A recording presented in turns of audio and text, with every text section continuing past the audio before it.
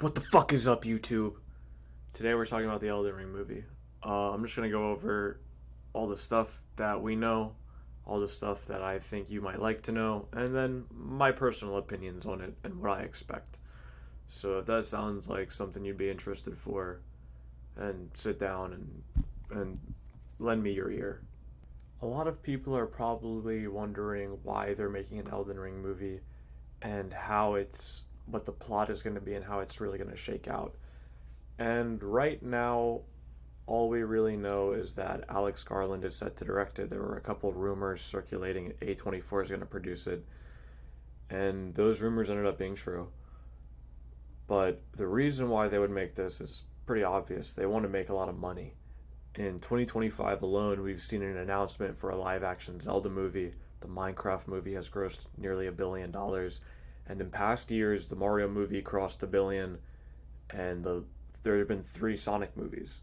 Video game adaptations are a safe bet for Hollywood now.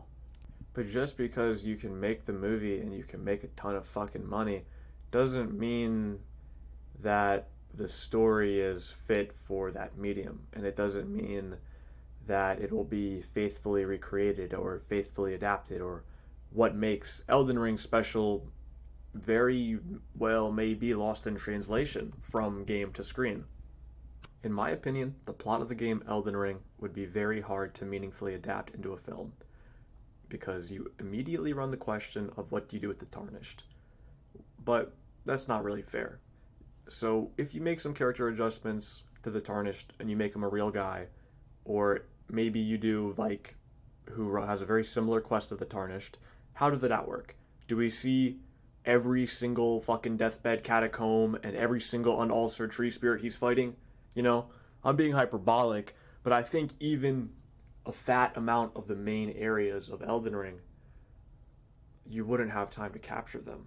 Like it would just be a glance into this world. It wouldn't really be feeling like you're fully there like you do in the game. Making this movie is definitely going to be an uphill battle. That's why I think that if you're a big FromSoft fan, you'll be relieved to find that the director Alex Garland, aside from any of his other prior films, has played and beat Elden Ring. When asked in a Reddit AMA, he said he was on New Game Plus 6 and had beaten the Shadow of the Erdtree. And in an interview, he said that he played Dark Souls too, and he really liked it. He said, well, I'll just fucking play the clip. And I love Dark Souls more than, say, Resident Evil, actually. The Resident Evil games are really fun. The Dark Souls game seems to have this kind of embedded poetry in them. You'll have some weird bit of dialogue with some sort of broken soul sat with a bit of armor outside some doorway or gate. And it feels like you've drifted into this existential dream. And I think that's what I really love about Dark Souls. The different spaces are so imaginative, and they seem to kind of flow into each other and flow out of each other, and that's very dreamlike. And I think that's what I really love about those games. I mean, they do have this kind of minimal. You're right in that a lot of the stories it comes across in these conversations that last 3 sentences, right? And your character never says anything at all. Do you think that a series like the Souls series could ever work in another medium? Like, do you think somebody should look at adapting that?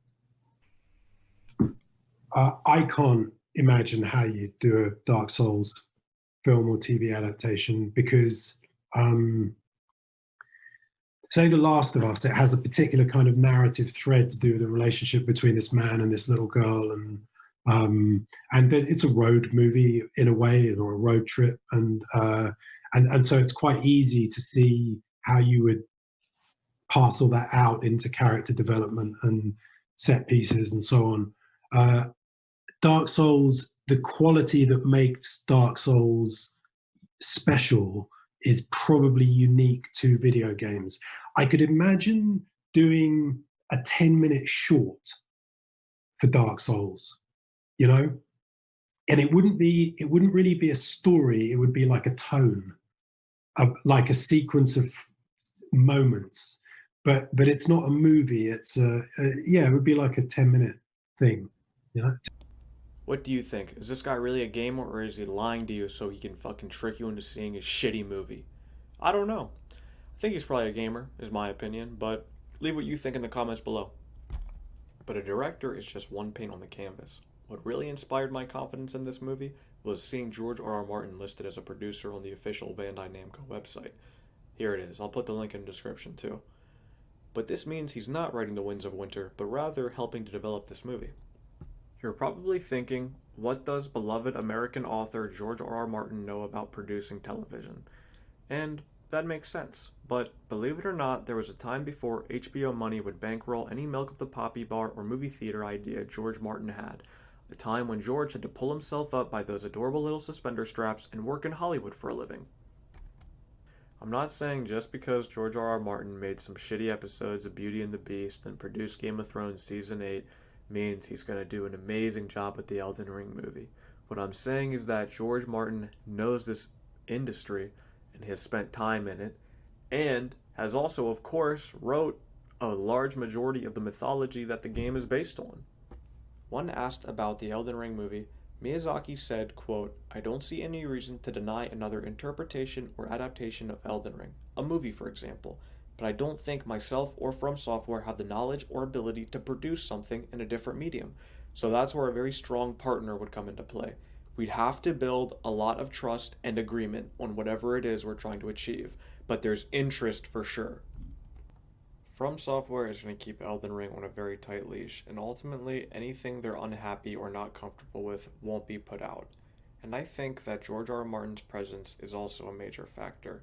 I think his mistreatment by HBO over the last few years will play a big role in him really putting maybe some bigger fingerprints on this movie. I think him working with A24, that I don't really know 100% about A24, but I think they're a little bit more focused on the artist, you know. I think it could be really, really good. I think this movie has the chance to do something special. The only other recent adaptation of a FromSoft IP I can think of was the Secret Level show on Amazon. They had an Armored Core 6 episode, and it was fine. But this is also very different. There is going to be millions of dollars poured into the Elden Ring movie. A lot of different people will clearly want and expect different things. Fans, executive, directors, producers, there is no one perfect Elden Ring movie for everyone. My 2 cents, and I think the takeaway for this video is, I would wait to form my opinion on this movie until you're seated with your big popcorn bucket in hand and you get to see Timothée Chalamet as Godwin the Golden and Jenna Ortega as Ronnie the Witch, and you get to really experience those characters, and you get to get your $59.76 worth, or however much a movie ticket is worth when that shit comes out, you know what I'm saying? Alright guys, that's all I got for you today. Hit that like and subscribe button. I've got a lot more content on the way, and by that I just mean probably a lot of Elden Ring Night Rain live streams. I'm trying to match the sloppish energy of that game, but I will probably have some videos out about that game as well. Like, I might rank the characters, that might be fun, my favorite characters, and I might rank the bosses, and, you know, just all that good shit. So, if you like that stuff, drop a comment and sub and whatnot, and I really appreciate it. But, yeah, guys, for real, thanks for watching. Peace.